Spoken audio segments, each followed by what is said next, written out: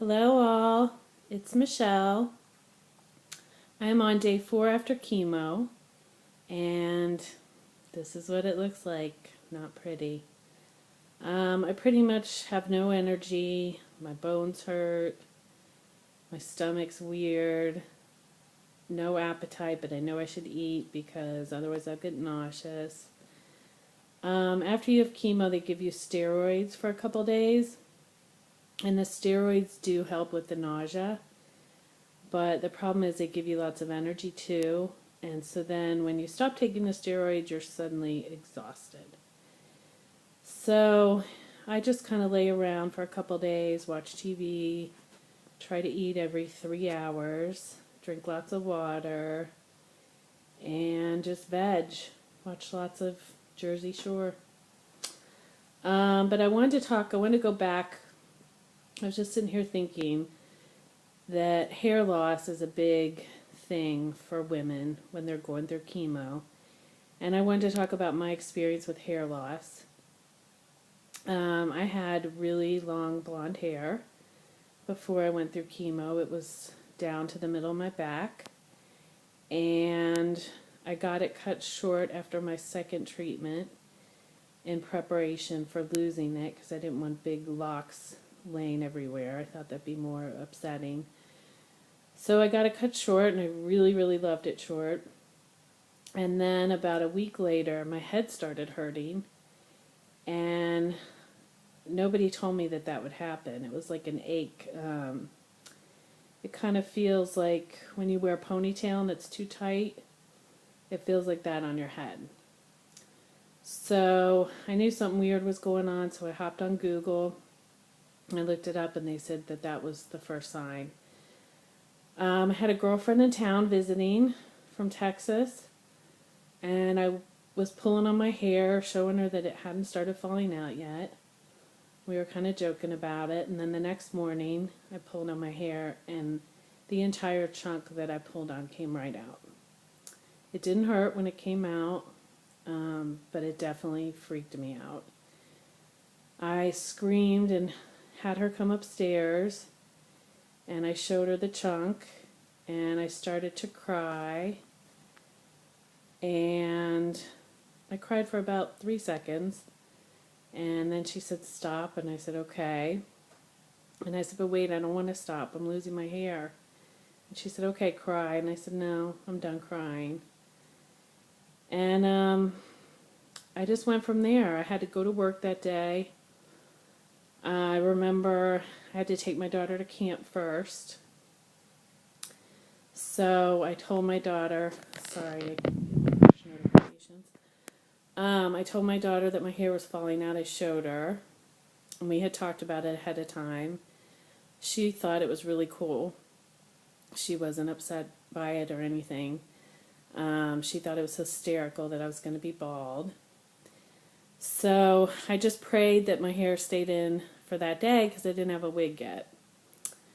And I work in a corporate legal environment, and I just felt like being bald wasn't the look they would want me to have.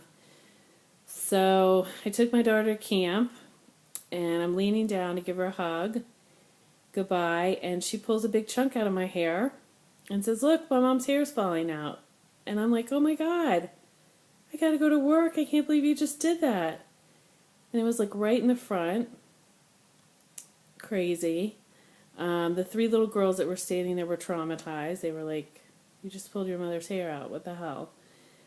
So I went to work, and I kept asking my coworkers, is my hair coming out? Is my hair coming out? It was hysterical. I made it until about 3 o'clock. And then I left because the wig shop closed at 5.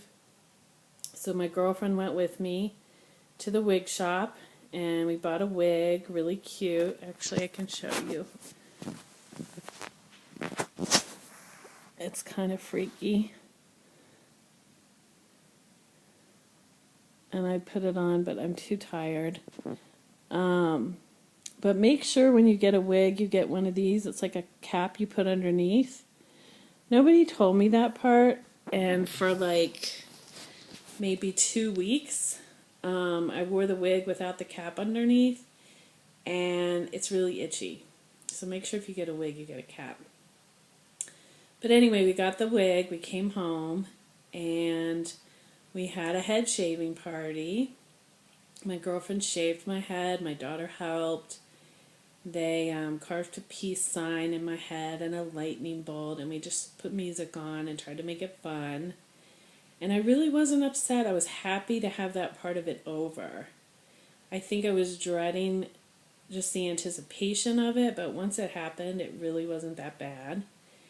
So I wear my wig to work, and then when I come home, I just take it off. Here's what my hair looks like now. This is after, let's see, it's been, well, 4 treatments, so 24 weeks. But I didn't start losing my hair until after the second treatment. I don't know if you can see, but it's already started to grow back. I look like an old man. I have hair on the sides, a little bit on the top. This was all completely gone. So I will say it is nice not to have to fix your freaking hair in the morning.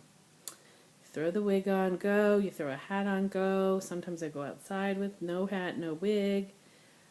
People look at me like, is that a man? Is that a woman? She's got boobs. Soon I won't have boobs, so what am I? I'm still me. Do I miss my hair? No, I don't. I really don't. Will I keep it? I mean, would I keep it this way? No, of course I'm going to have hair. But I don't know. Everyone's different. I think that for some people the hair loss is really, really hard. For me, I just want to be healthy, and this shows me that the chemo's working, so I don't mind losing my hair. But I would give advice to people, if you're having a hard time with it, go to a support group, talk to other women. Just know that it's just part of your body. It doesn't identify who you are. So, excuse me.